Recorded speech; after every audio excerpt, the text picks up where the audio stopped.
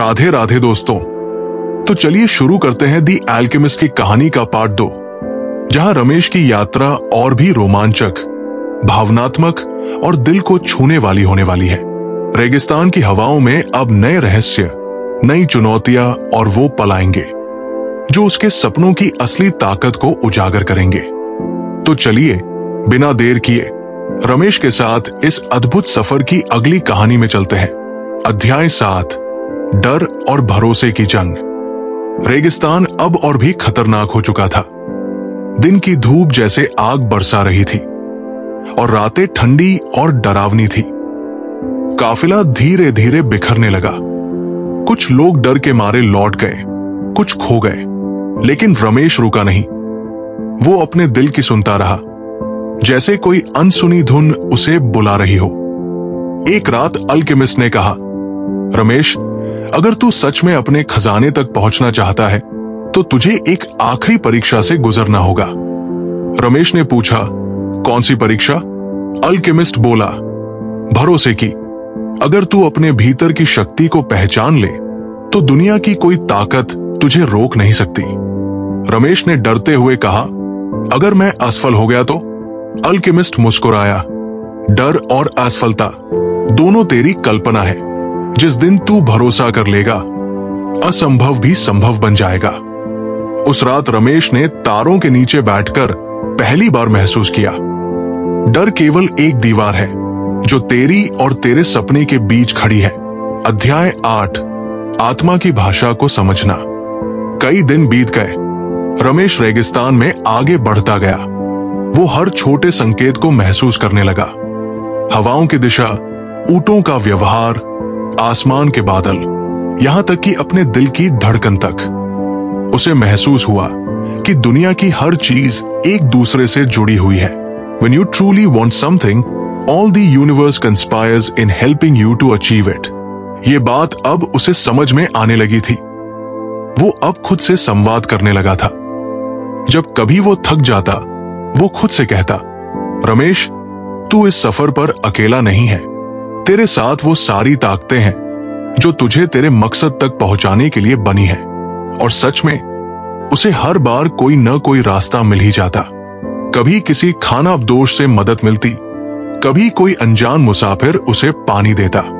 धीरे धीरे उसे एहसास हुआ कि जीवन में सबसे बड़ा जादू भरोसे का होता है। अध्याय 9, तूफान और आत्मशक्ति की परीक्षा। एक दिन रेगिस्तान में भयानक तूफान आया। रेत की आंधी ने सब कुछ ढक दिया। रमेश ने खुद को संभालने की कोशिश की, लेकिन वो रेगिस्तान की क्रूरता के सामने बहुत छोटा था। तूफान के बीच उसने अल्केमिस्ट की आवाज सुनी, अगर तू सच्चे मन से चाहे तो तू हवा बन सकता है, पानी बन सकता है। तेरी आत्मा इस ब्रह्मांड का हिस्सा है। रमेश ने आंखें बंद की और अपने भीतर झांका। वो बोला, मैं ये तूफान नहीं हूं, मैं ये शरीर नहीं हूं, मैं वो आत्मा हूं जो कभी नहीं रुकती। और जैसे ही उसने ये शब्द दोहराए, उसके भीतर एक अजीब शांति उतर आई। तूफान थम गया, आसमान साफ हो गया।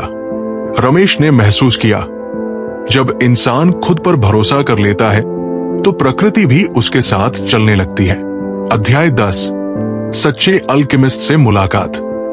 कुछ दिनों बाद रमेश और अल्केमिस्ट एक छोटे से गांव पहुंचे। अल्केमिस्ट ने वहां रमेश से कहा, मेरा काम यहां तक था, अब आगे का रास्ता तू खुद तय करेगा। रमेश बोला, लेकिन मुझे अभी भी खजाना नहीं मिला। अल्केमिस्ट मुस्कुराया, तेरे पास वो सब कुछ है जो तुझे चाहिए। तू अब वो नहीं है जो इस सफर पर निकला था।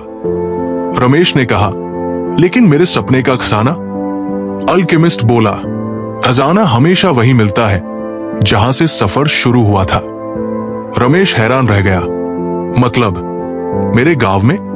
अल्केमिस्ट ने सिर हिलाया और कहा, हां, लेकिन अब तू समझ चुका है कि असली खजाना तेरा सोना नहीं, बल्कि तेरी यात्रा है। तू अब खुद एक अल्केमिस्ट बन गया है, जिसने अपने दिल को सोने में बदल दिया। रमेश की आंखों में आंसू आ गए। उसने अल्केमिस्ट के पैर छुए और कहा, आपने मुझे मेरा असली रास्ता दिखाया। अध्याय 11, वापसी वही जगह, पर अब कुछ बदला हुआ। कई महीनों बाद रमेश अपने गांव लौट आया। वही खेत, वही मिट्टी, वही पेड़, लेकिन अब वो पहले जैसा नहीं था। वो अब जानता था कि हर जगह, हर पल, हर इंसान में एक खजाना छिपा है, बस उसे देखना सीखना पड़ता है। वो अपने पुराने पेड़ के नीचे बैठा जहां से सब कुछ शुरू हुआ था। उसने जमीन खोदी और चौंक गया। वहां सच में कुछ दबा हुआ था। पुराने सिक्के, सोने की छोटी मूर्तियां और कुछ गहने। रमेश मुस्कुराया तो सपना सच था, लेकिन फिर उसने आसमान की तरफ देखा और बोला, पर असली खजाना ये नहीं। असली खजाना वो सफर था जिसने मुझे खुद से मिलाया। अध्याय 12, असली सीख, पर्सनल लेजेंड का जादू। रमेश अब गांव के बच्चों को कहानियां सुनाता था।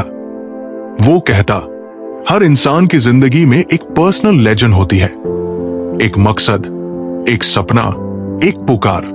ज्यादातर लोग डर के कारण अपने सपनों को छोड़ देते हैं, पर जो अपने दिल की सुनते हैं वो कभी खाली हाथ नहीं लौटते, क्योंकि उन्हें रास्ते में खुद से मिलने का तोहफा मिलता है।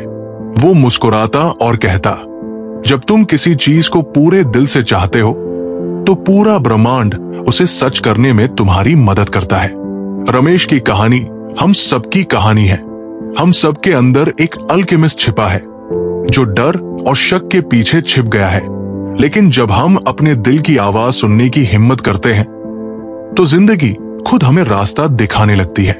कभी कभी सफर हमें उस जगह तक नहीं ले जाता जहां हम पहुंचना चाहते हैं, बल्कि उस इंसान तक ले जाता है जो हम बनना चाहते हैं। समापन और प्रेरणा भरा संदेश। अगर रमेश की कहानी ने आपके दिल को छुआ हो, अगर आपको भी लगता है कि आपकी जिंदगी में कोई अधूरा सपना है, तो आज ही एक कदम बढ़ाइए, अपने दिल की सुनिए, क्योंकि शायद ब्रह्मांड भी आपकी प्रतीक्षा कर रहा हो। अगर ये कहानी आपको प्रेरणा देती है तो हमारे चैनल बुकसोनिक को सब्सक्राइब करें, वीडियो को लाइक और शेयर करें और कमेंट में लिखें, मैं भी अपने सपने का पीछा करूंगा।